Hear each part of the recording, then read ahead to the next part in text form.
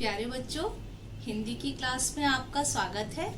आज हम लोग भ्रांतिमान अलंकार पढ़ेंगे। बच्चों, पहले भ्रांतिमान अलंकार की परिभाषा पढ़ लेते हैं।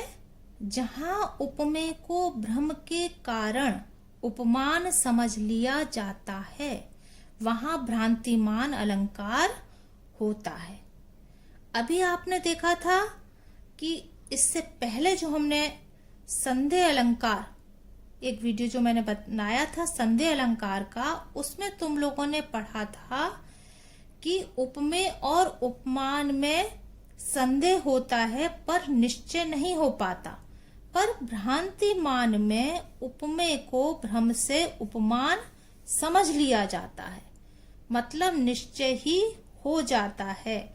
मतलब अंधेरे में अगर कोई रस्सी पड़ी है तो उसको सांप समझ ही लिया जाता है कि ये सांप है, तब भ्रांतिमान होता है। अब उदाहरण देखो और अच्छी तरह से समझ में आ जाएगा।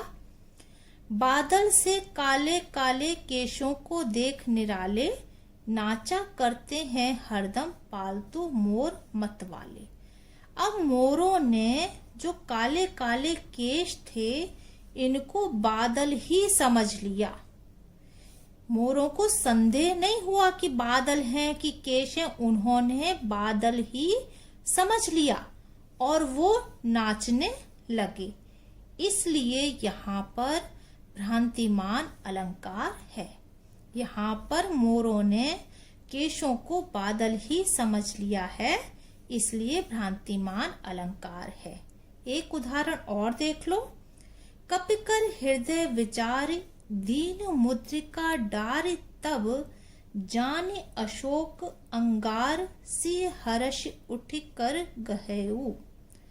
अब हनुमान जी ने जब, मुद्रिका माने अंगूठी, जब अशोक वाटिका में हनुमान जी ने ऊपर से सीता जी के सामने अंगूठी डाली, तब सीता जी ने प्रसन्नता से उसको क्या समझकर उठा लिया कि अशोक का कोई अंगार गिरा है, उसको समझकर उन्होंने उठा लिया।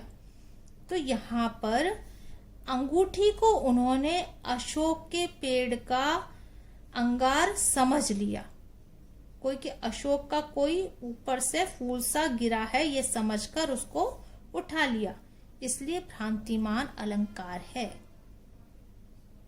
बच्चों, भ्रांतिमान और संदेह अलंकार मिलते जुलते होते हैं, पर इसमें अंतर एक ही है कि संदेह में निश्चय नहीं होता और भ्रांतिमान में निश्चय होता है। मतलब उपमेय को उपमान समझ ही लिया जाता है, संदेह में उपमेय और उपमान में संदेह बना रहता है।